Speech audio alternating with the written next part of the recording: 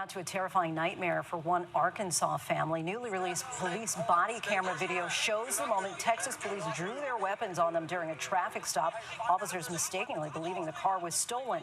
What the family is now saying about that ordeal tonight. Just recently in Frisco, a city north of Dallas, a black family was pulled over by the cops because it was believed that the car that they were driving was stolen. Now, the police officer who ran the license plate made a mistake, as the license plate was registered in Arkansas, which has the state initials AR, and the officer ran the plate number from the database in Arizona, which has the state initial AZ. Innocent mistake, but of course, it did cause an unfortunate scene on the highway where the family was about to be arrested. Now, before I go any further, in one of the videos, you can hear the father of the family crying.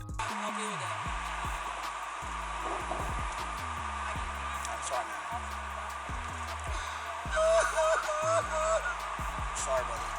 Okay. If you will move blue lane for now.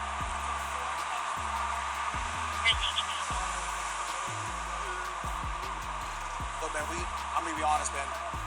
Being on the scene, knowing that children were involved, that's why we were moving so slow. We were apprehensive, brother. You know what I mean? We weren't trying to be all fast and stuff. That's why. Yeah, as soon as I found out, that's why I didn't pull you guys out, because I figured out the tag, everything was good. Is that ready? Yeah, oh yeah. He's just going through the whole motions of what it could have been. Now look, as a man, there's nothing wrong with crying. Seriously.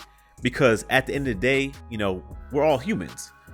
We as men, we emote just as well as women, However, as a man, it's very important that we control our emotions, especially at a particular moment, and let it out at the appropriate time.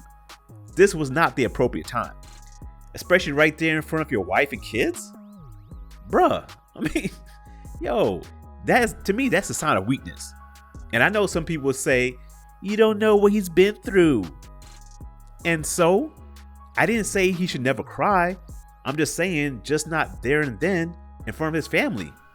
Because I guarantee his wife will use it against him sometime down the line in an argument.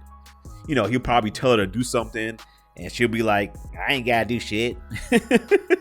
Remember the time that you was crying like a bitch on the highway when we were about to get arrested by the cops? Seriously, man. Women don't forget, man. They don't forget things like this. Especially right here where we have footage. So that's one thing about this whole incident that I had a comment on. Now the next thing is, where's the racism? Where's the injustice? There is none. You trying to tell me that white people don't get mistakenly pulled over? If you believe that, then there's no saving you. Seriously. And where's the racism in this particular situation? Because the cop that made a mistake, it was a black woman.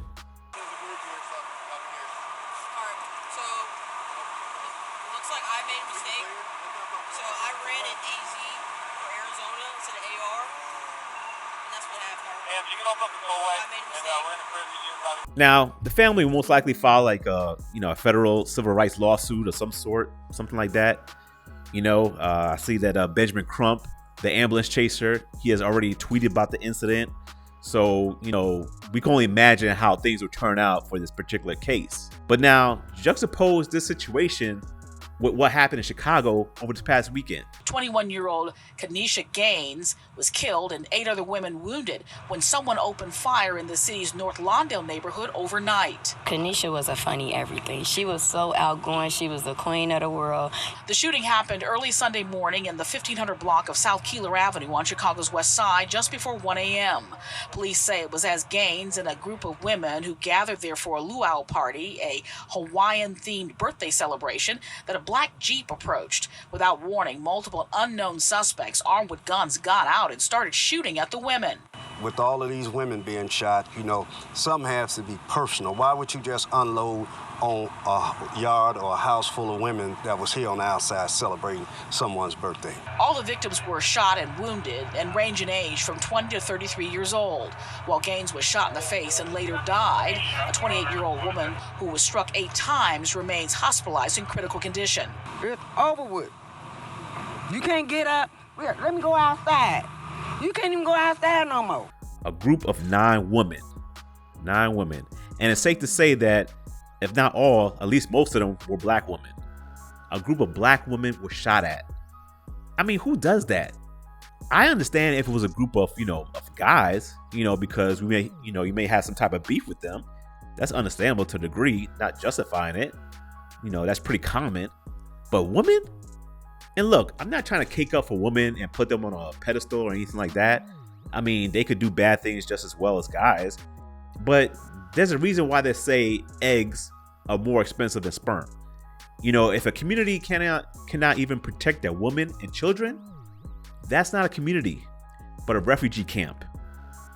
And although we don't know as of yet who committed this particular crime, there's a high probability that it was a black man or men who are somewhat affiliated with a gang. Just a hunch. I could be wrong, but I doubt it. I believe it is. It's hard to believe that a woman would do a crime like this, a drive-by shooting, and definitely not a white man or a cop, because then the media will be all over this. And that's where we at. Black women's lives, just like black men's lives, it don't matter unless a white person is involved. Wait a minute. Peter didn't shoot my son. I did. Peter was just taking the blame for me. He's a good friend. Mr. Brown, what exactly are you saying? I'm saying that I, Cleveland Brown, a black man, shot Cleveland Brown Jr., another black man. Wait, where did everybody go? You want to make the media go away? Just mention black-on-black crime. Now look, I know I'm not saying nothing new here, but sometimes you have to continue, beating the dead horse. So hopefully people one day will realize, the severity of a situation. And the killing of a 21-year-old mother of 2 and other women suffering gun wound injuries. But there's very, very little news coverage or social media coverage about this. We know the mainstream media will not cover this, but if I go on Twitter right now to Benjamin Crumb's feed, let me see here. I don't see the story being posted anywhere.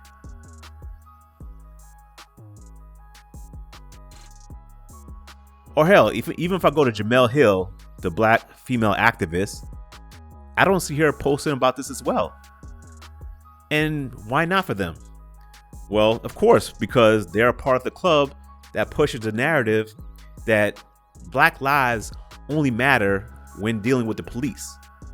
Black on black crime means nothing to them because, as we know, there's no money in that, i.e., there's no value of your life to them. You can't write a successful book about black on black crime. Only crimes committed by the police. That's the only thing you can write about. Kind of like what Kimberly Crenshaw, an author and former college professor who coined the term intersectionality and critical race theory, this is what she does. Say her name. What was the point? What was the thing you were trying to get out there? Because we were in a moment in which people were remembering the names of people who were victims of police brutality, but you had a sense that somehow there were women in this thing who were being forgotten. Yeah, well, the impetus for Say Her Name was the rally, the march that many of us here in New York went on when the no bill came down against the person who killed Eric Garner. So we were all there. We were marching. We were chanting. We were saying, shut it down for Mike Brown, who had been killed a little bit earlier. And we also went, by we, I mean the African American Policy Forum, we had had a banner. There's a picture of it in the book where we had the names and images of many black women who were killed by the police. And so we would put their names in the chants as well. And we noticed that some people gave us the, thumbs up. Other people were disturbed. They were disturbed that they didn't know. Right. And whose names you're talking Who are about? these people? So it told us the reality that a lot of people didn't understand that anti-black police violence extended to women and girls, girls as young as 7, great-grandmothers as old as 93. This was a vulnerability that stretched across black women, across class, across age, sexuality, gender expression. No one was safe from this form of anti-black violence. This woman is spewing nothing but bullshit. What she's talking about is the fact that the rate of black women facing violence from the police is approximately 1.4 times more than what white women face. I mean, who cares about that? Look, if we keep comparing ourselves to white people, then we ain't going nowhere. But this is what these high-level, bougie black people want us to focus on. So, okay, you know what? Let's play this game. If you always want to be compared to white people, then let's start here. How come I cannot find a story where a group of white women are being shot at in a drive-by shooting? I'll wait. I mean, let's start there. Because before we start comparing fatalities by the police, we need to start with fatalities amongst each other first. I mean, if we cannot police ourselves, then we have no right to dictate to others on how to police us. So yeah, say her name. Kenesha Gaines. Say her name first before you say Breonna Taylor or Sandra Bland or Mike Brown. Say the names of women and men who have lost their lives at the hands of other black people. Hold black people more accountable than you do white people and also than the cops, if you truly do value black lives.